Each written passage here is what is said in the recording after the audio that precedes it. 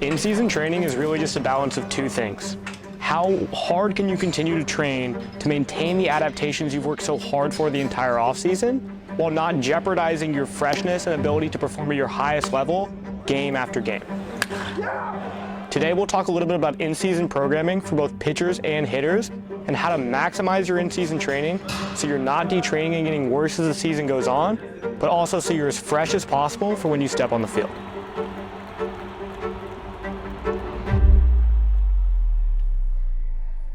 The first key when talking about in-season training for baseball players is managing workloads.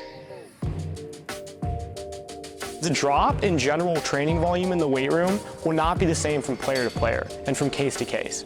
More trained, more adapted athletes have more room to peel back the weight room and focus on the skill because they're so much closer to the genetic ceiling when it comes to their physical adaptations. So it's a gradient of how much you've already built versus what you need to build.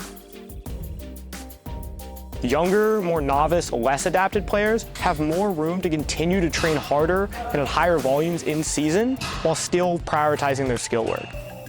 An 18-year-old high school player can continue to train at slightly higher volumes and intensities in season because their return on investment for their physical adaptations is much higher than that of a 10-year big leaguer. For a 10-year big leaguer, he can still make adaptations on strength and power in season, but his return on investment is significantly lower. This shift in weight room volume and intensity also depends on how much stress the player is encountering on field. If you're a position player playing 4 games a weekend, you're probably going to need a lot less weight room volume than the redshirt freshman or the guy that's not sitting the field a lot.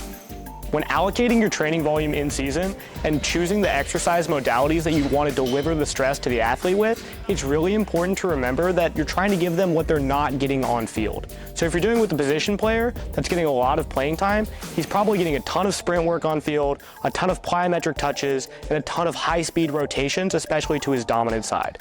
So you probably don't need to give him a ton of sprint work, a ton of med ball rotational work, or a ton of plyometric work in his program.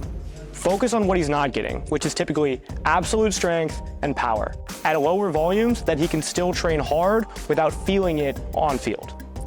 Absolute strength is the athlete's maximum capacity for total force production with no time constraint, where power is the ability to produce force at a high rate of development.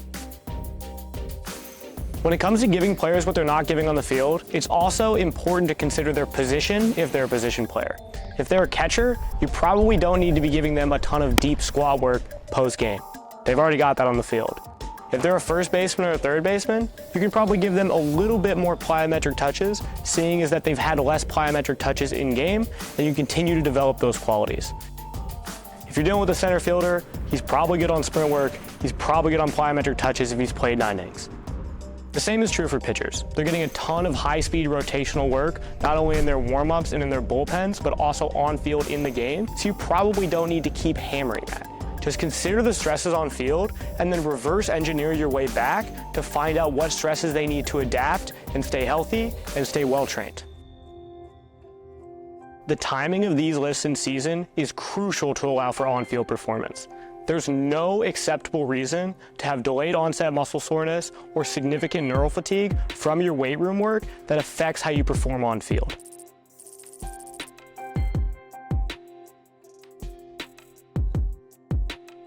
When it comes to the timing of when you hit your lifts in season, it's crucial to make sure that we're matching up as well as we can our high days in the weight room with our high days on the field. So we have this waving of stress that allows us to accommodate to that stress and make an adaptation. What we don't want is this flat curve of stress where we have a high day on the field and then a high day in the weight room and then a high day on the field and then a high day in the weight room. That's how you turn yourself into a Prius. You get really good at going 80% and you're never physically recovered or adapted enough to really put the outputs out on the field that you need. The goal should be to match those stresses up so we have some waving of volume and stress, so not only can you recover, but you can feel your best when you're on field. This one hit in the air to right, to the track, looking up, and that ball is out of here. When it comes to programming and programming timing for position players and relief pitchers, you're always going to have to be a little bit more reactive than proactive. You never know when you're going to go into the game as a relief pitcher, and you never know exactly how many at-bats you might get or how many games you might play in a weekend as a position player. The goal is, how much did I play today? how much might I play tomorrow? How reactive can we be with when we hit our lifts throughout the week so we still have time to recover while being fresh enough for the next game? When it comes to starting pitchers that are on a 5 or 6 day rotation schedule, you can be a little bit more proactive with your programming. This means you can hit your biggest lift of the week right after your start, because we want to have as much time to recover from that big lift until our next start. Then we'll program a more volume, tissue-focused lift a few days after, and then 2 or 3 days before their next start, they'll hit their short, high-intensity but low-volume power and speed work. However you structure your week as a starting pitcher, you need to make sure that we're matching those lifts to match the intensity and the volume of those days. For a starting pitcher, the waves are a little bit more discrepant when it comes to peaking for that game day, whereas relief pitchers or position players have a little bit more steady waves as you go throughout the week, throughout the month, and throughout the season. So we're always going to be giving these guys a little bit of everything when it comes to strength, speed, and power at low volumes, but those are more consolidated into one day, whereas a starting pitcher, you can spread it out throughout the week because you know exactly when they need to perform. At the end of the day, in season, you really need to be focusing on the adaptations that are going to detrain the quickest. Adaptations like speed and power are going to detrain really, really quickly, whereas physical adaptations like absolute strength and aerobic capacity will last a lot longer. So make sure that you're focusing on the things that are going to detrain the fastest and the things that are the most specific to the sport when it comes to their rate of force development.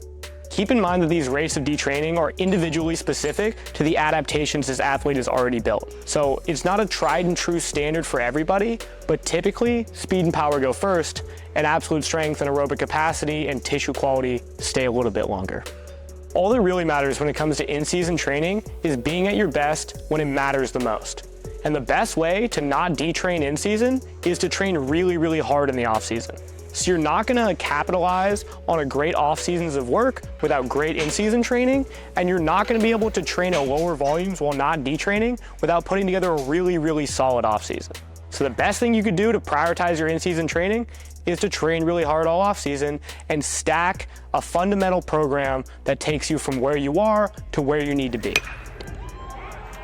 There's no getting out of having a bad offseason when it comes to training in season. To the fence, is it long enough? It is. It's a home run. If you want to learn more about in-season training or about training in general, you can always go to the Driveline High Performance section on our website to read some of our blogs. Or if you want to train with us or work with us personally, go to drivelinebaseball.com and go to training.